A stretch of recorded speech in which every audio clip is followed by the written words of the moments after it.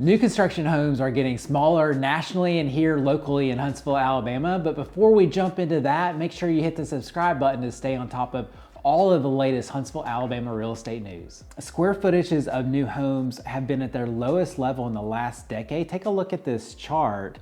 The average is now 2,472 square feet, which is down from a high of nearly 2,700 square feet, where things seem to have peaked around the 2015 timeframe. They were starting to go back up during the pandemic with more people working from home and needing extra space.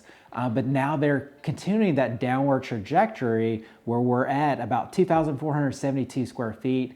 It's still up over the last couple of decades because in 2000 we were at about 2,200 square feet. The recent pullback is likely due to affordability. The housing affordability index dipped below 100, where it's been well above 100 in Huntsville for the last several years. The score of 100 means the average income can afford the average price range home in Huntsville. That is no longer the case as it's dipped slightly below 100.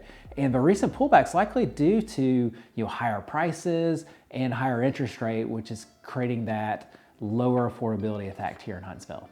On a national level, the three main trends that we're seeing in new construction is obviously what we've been discussing: lower square footage. Another trend that we're seeing is smaller yards on new construction, which is a trend we're certainly seeing here in the Huntsville area. And then the third trend that we're seeing is either smaller garages or no garages at all, either a one-car garage or no-car garage. Fortunately, that trend has not become mainstream here in Huntsville. We're still seeing a lot of two-car garages and even three-car garages on some of the larger homes.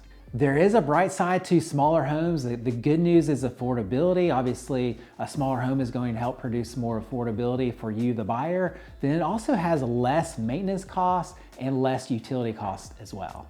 With inflation being high like it is, I do think this is going to be a trend that we continue to see.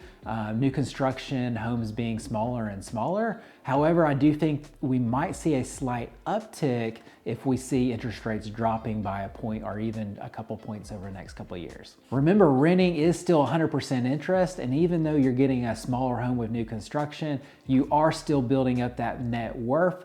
Homeowners have a 40x net worth compared to renters. So if you're looking to buy your new home this year, shoot us an email at moving@mattcurtisrealestate.com. Again, that's moving@mattcurtisrealestate.com.